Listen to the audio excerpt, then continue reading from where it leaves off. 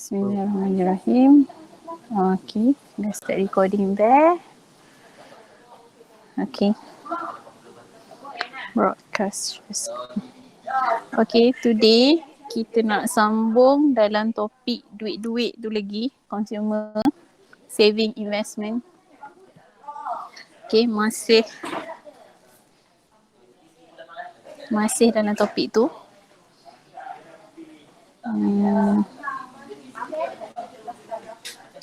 Tapi hari ni clear tak screen saya? Kelas, nampak tak? Nampak tak? Nampak. Awak nampak dia tulis apa? Cost averaging split. Yes. Okay, before I move to this one, this is another, kalau bising bilik guru ni, sorry Okay. This is another subtopic for this topic. Topik consumer maximum tree ni sangat panjang. Cost averaging strategy. This strategy. Before I move to this one, kita nak tengok benda ni. Sebab dia ada term. Dia ada sesuatu term yang saya takut awak tak faham. Okay.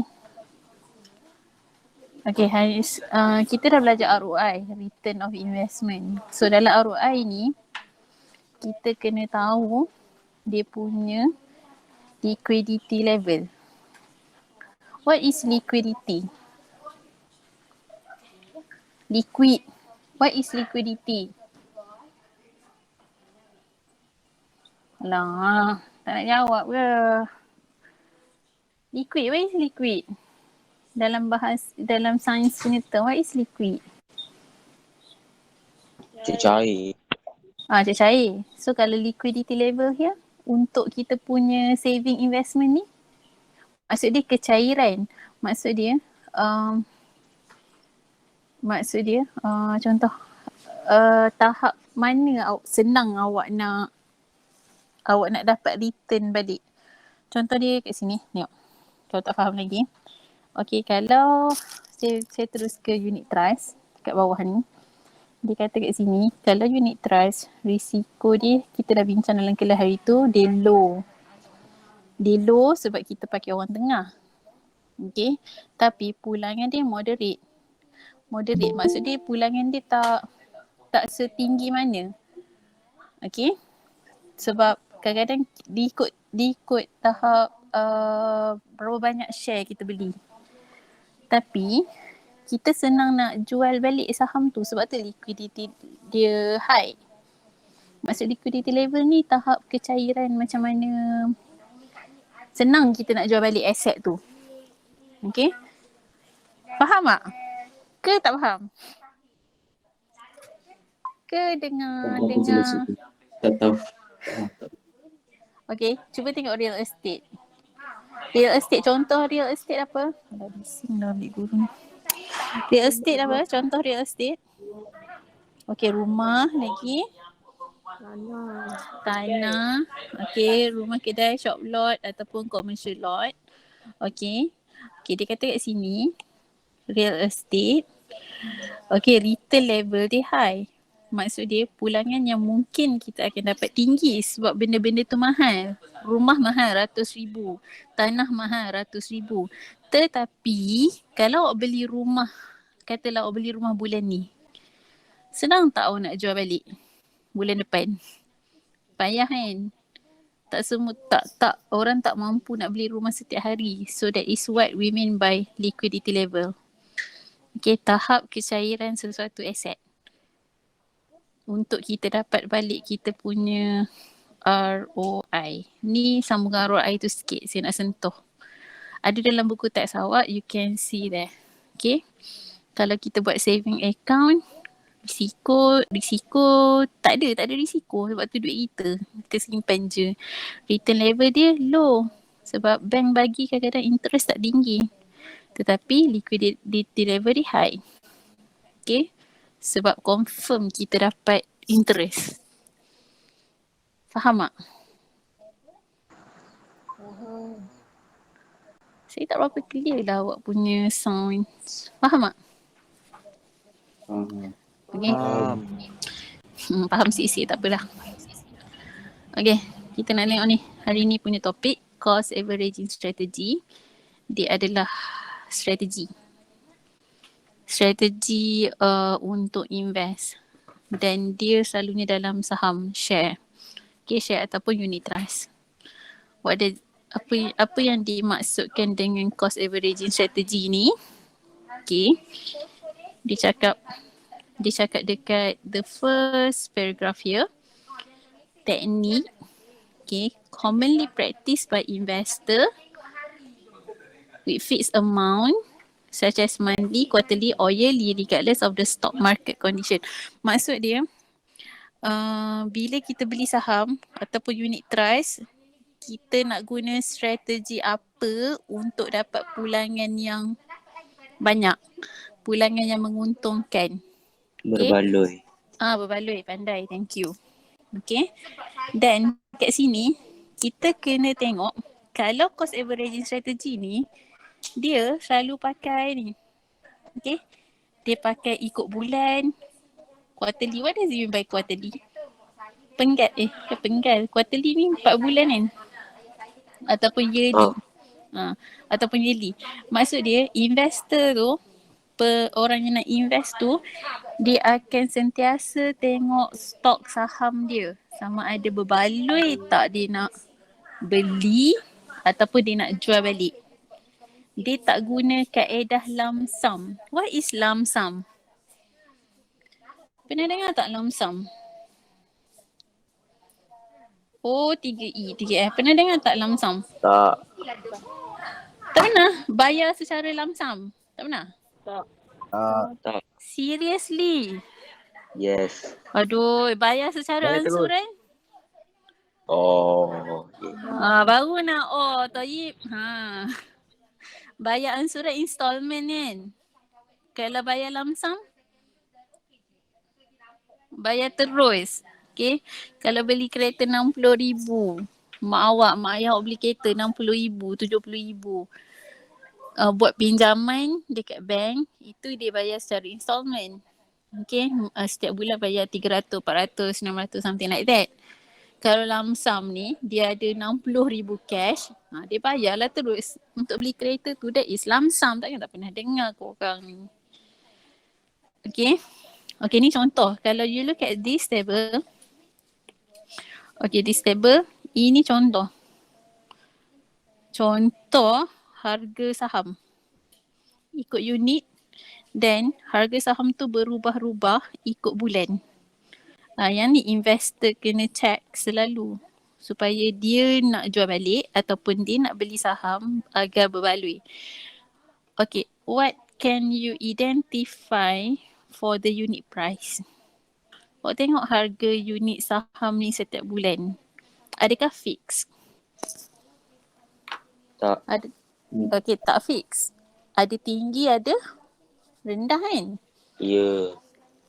Kalau awak nak beli unit-unit saham ni, bulan mana paling berbaloi awak beli saham? Bulan? November. Ya Rabbana. Ni harga-harga unit price ni bank tetapkan. Awak nak beli bukan awak nak jual.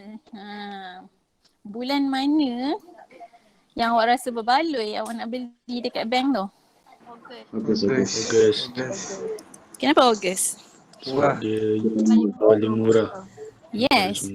Bulan Ogos paling berbaloi beli unit saham ni sebab dia paling murah. Okay, itu kalau kita nak beli. Kalau kita nak jual, bulan mana paling berbaloi kita nak jual? November. Why is it November? Sebab paling Mahal. Yes, harga paling tinggi. So investor kena tengok kalau dia nak pakai cost averaging strategy ni, okay, our topic for today, dia kena sentiasa tengok harga unit-unit saham ni bank offer. Okay, dekat bank ada ni, bank, okay, unit trust, everything tu ada semua ni. Okay, I straight away to the example. You can have a look in your textbook, example 13 there, ada 2 investor here. 2 pelabur. Okay. Awak buka buku teks ke tak tu?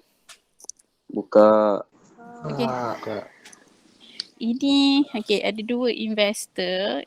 Puan Esther dengan Puan Linda. Kita nak identify yang mana satu adalah pelabur yang bijak. Okay. Puan Esther ni kata apa? Dia kata dia ada 20,000. She got 20,000. Okay. Yeah. Puan Esther ada 20,000. Okay. Dia nak beli saham tapi dia nak pakai teknik ni. Ni keyword dia, designated mind by spending the same amount of money. Ni teknik yang dia nak pakai. Kalau ada keyword designated minds by spending ni, kita tahu dia ni nak pakai teknik cost averaging strategy. Okay, dia nak pakai teknik cost averaging strategy. Okay, we look at Puan Linda. Masing-masing ada jumlah yang sama ni, duit. Puan Linda pun ada 20,000. Okay, tetapi dia nak buat macam mana 20,000 tu? Dia nak beli secara apa? Lump sum. Yes, this is what I mean by lump sum just now. Okay. Puan Linda ni ada 20,000. Mungkin dia malas nak tengok dekat bank offer setiap bulan berapa harga saham. Mungkin dia tak ada masa kot. Okay. So dia kata dia nak buat lump sum je. Dia tak nak pakai cost averaging strategy. Okay, masing-masing. Okay, tetapi harga saham yang dia nak bayar lump sum dekat bank tu adalah RM2 seunit. Okay. Puan Esther Wong ni, okay, amount dia orang ada sama Masing-masing ada 20K, 20,000. Amount yang sama.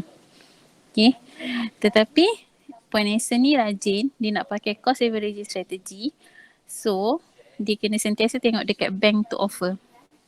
Okay, so Puan Esther pun look at the designated mind yang bank offer.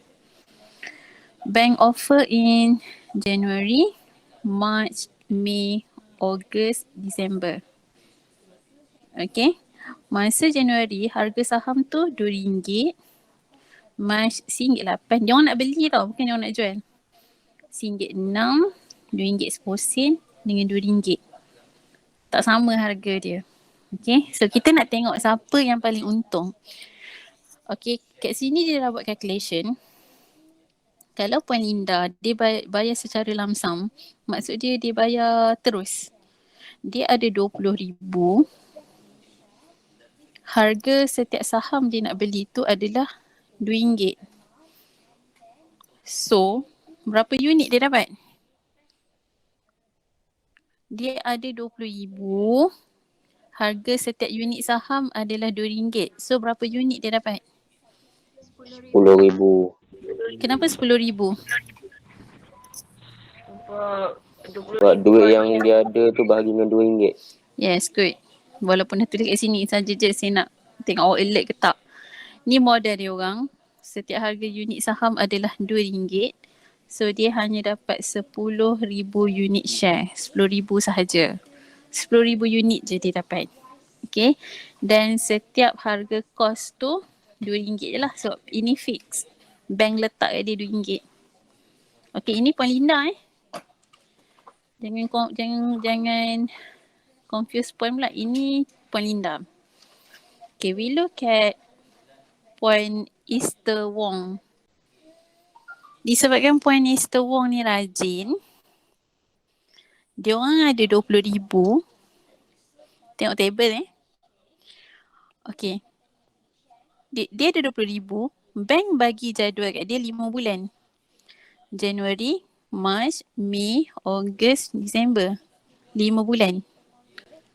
So, mana datang 4,000 ni? Setiap ni. Kelas, mana datang 4,000? Yang dia ada dibahagikan 20,000 dapat 5. Yes, sebab dia bijak. Dia kata dengan 20,000 tu, dia nak ikut plan yang bank offer dekat dia selama 5 bulan. So dia bahagi siap-siap duit dia. Okay.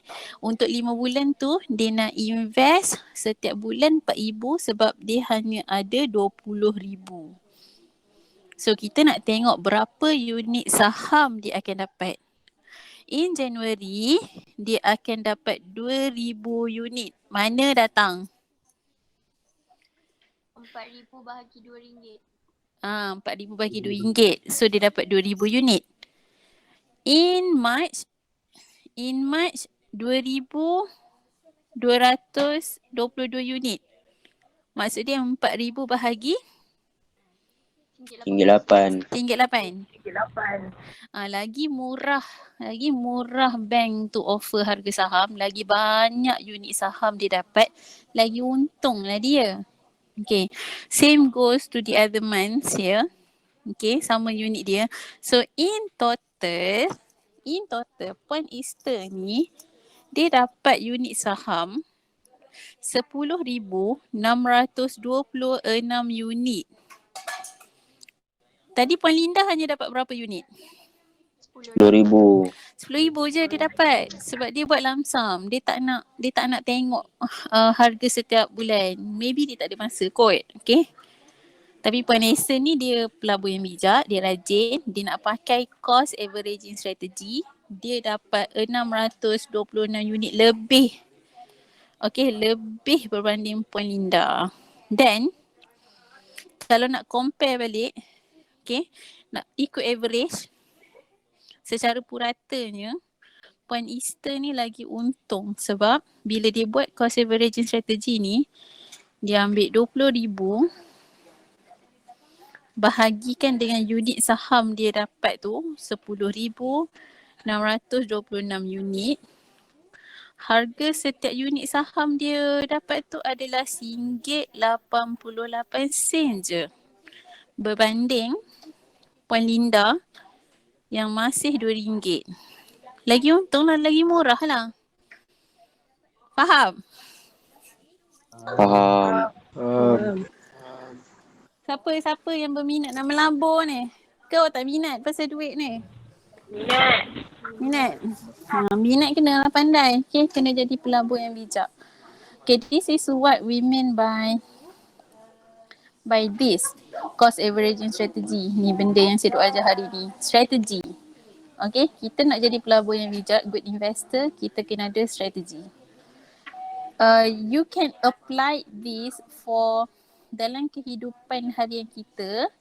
Benda ni ada dekat ASB. Saya dah sebut semalam. Cuba tanya mak ayah, confirm dia orang tahu. Okay, Amanah Saham Bumi Putra, confirm dia orang tahu. Kalau you tak tahulah. Okay. ASB awak tak boleh lah buka lagi, awak muda lagi. Dia 18 tahun ke atas kot, silap saya. Okay.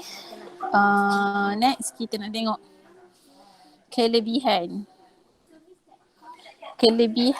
cost averaging strategy. Okay. Ni boleh baca sendiri ni. Able to take advantage of the unique price change. Maksud dia kalau dia rasa setiap bulan tu mahal, dia tak belilah. Okay. Dia kena rajin, dia kena tengok setiap bulan tu kalau murah, bank offer harga, dia bolehlah beli. Bila tinggi dia boleh jual balik so that dia untung. Lepas tu not influenced by emotion. Maksud dia apa ni invest consistent. Maksud dia consistent. Consistent. Mungkin kalau lump sum rugi teruk kot, something like that. Ni masuk dekat kerugian teruk ni, lower the risk of loss. Maksud dia kalau cost averaging strategy ni sebab kita buat monthly, yearly, so risiko nak rugi besar tu kurang. Faham tak? Penat dah saya. Faham? Okay, so here awak kalau topik ni awak kena kira tau.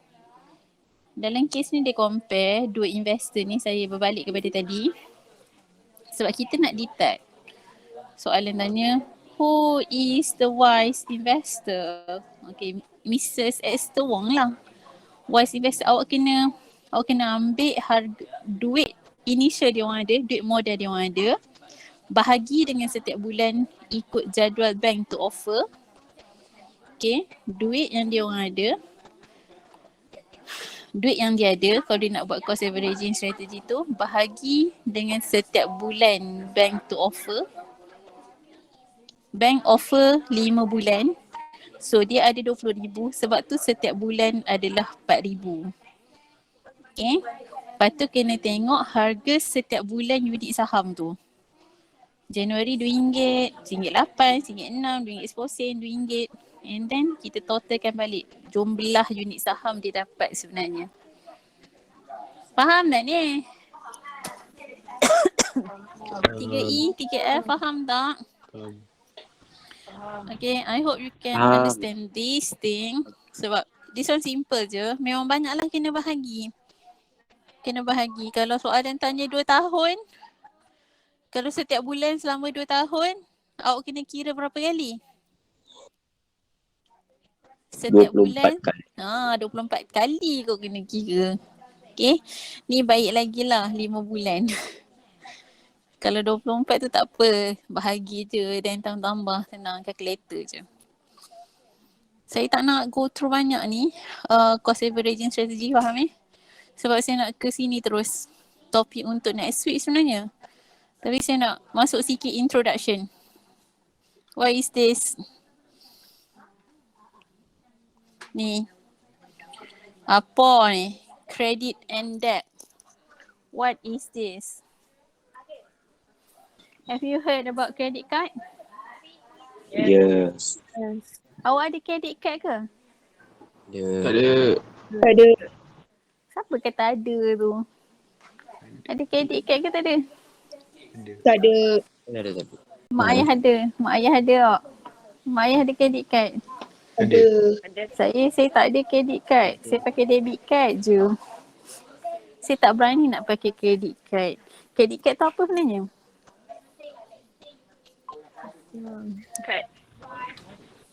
Kad hutang. Credit card adalah kad hutang. Apa beza credit card dengan debit card? Debit card daripada simpanan. Kalau kredit boleh overdraft, boleh keluar banyak. Pandai je Fatin Overdraft pula dia sebut Bukan overdraft lah. Aduh. Credit card ni kad hutang. Tahu hutang kan? Awak pernah berhutang tak? Nah. Hutang yang apa? Kecil-kecil pandai hutang tak? Hutang yang apa? Along. Hutang yang apa ni korang? Hutang budi. Hutang budi yang apa? Okay, this is credit card. Dalam topik ni kita nak tengok credit card. Awak boleh baca sendiri sebenarnya ni. Okay. Maksud dia, kredit ni hutang ni. Okay, the first paragraph ni talks about credit. Semua kredit adalah hutang. Maksud dia, awak, bank bayarkan dulu kat awak, then you have to pay. Awak kena bayar dekat bank tu. By month. Ikut bulan, bukan by month. Ikut bulan tu. Then, of course, credit card ni dia ada interest dikenakan ke atas awak. Okay, maksud dia, you pakai service bank tu untuk bayarkan dulu, untuk berhutang.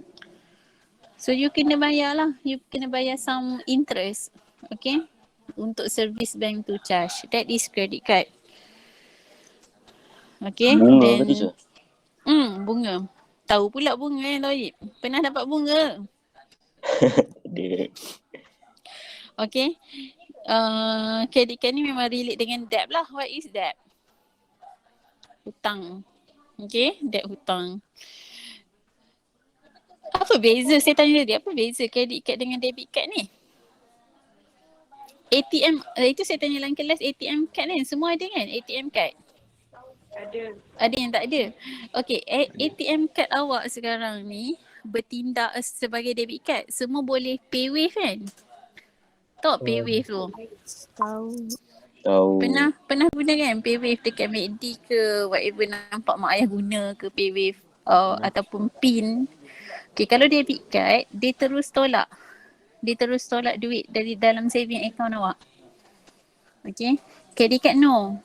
Dia akan tolak hujung bulan ataupun awal bulan depan dan akan dikenakan sedikit bayaran untuk interest, bunga. Okay. Okay. So, it is advisable untuk pengguna credit card ni, dia kena pandai buat bajet. Okay, untuk orang yang pakai credit card ni kena wise manage dia punya duit.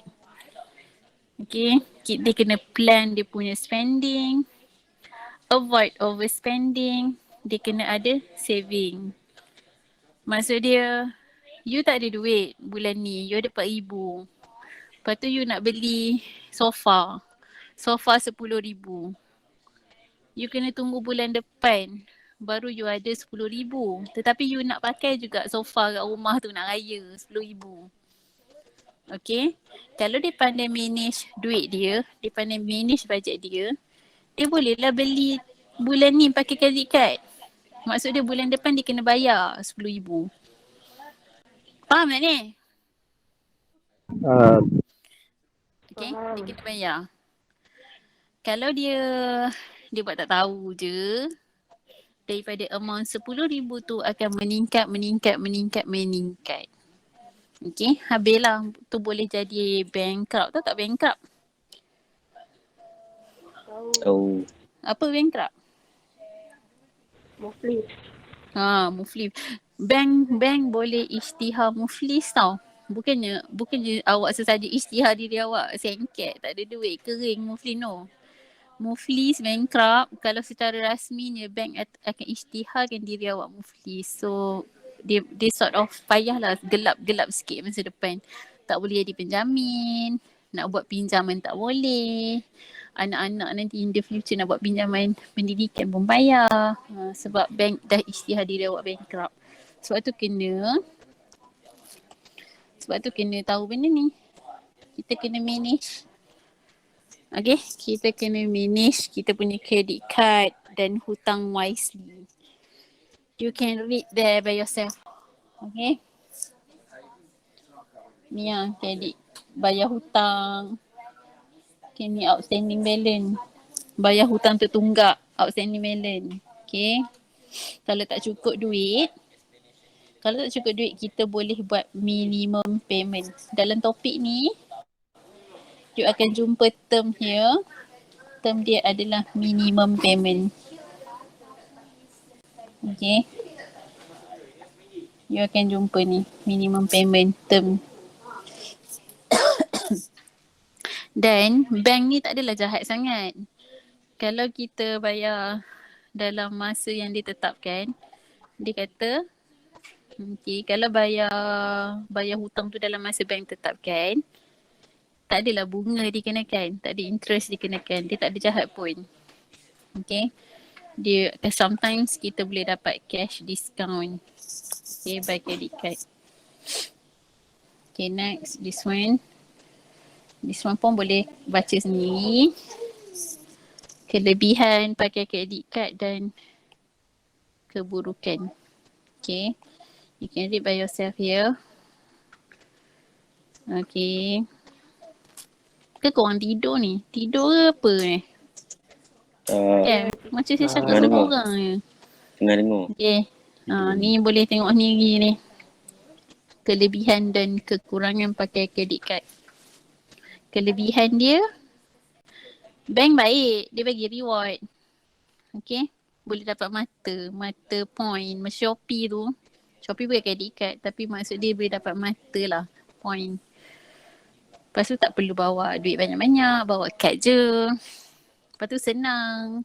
Swipe je kad kita ataupun wavekan je kad kita. Lepas tu senang nak beli barang online. Tapi sekarang online transaction pun lagi senang kan. Ni advantage dia lah. Ni paling berisiko kalau kita overspending. Kita main swipe je kat kita tu. Kita wave je kat kita kat mana-mana. Okay, we might go for overspending. Okay, and kadang-kadang ada kedai tak accept credit card. Kedai tak nak sebab hutang. Okay, lepas tu yang macam saya kata tadi, kalau pakai credit card ada charge dia. Okay, charge interest dia.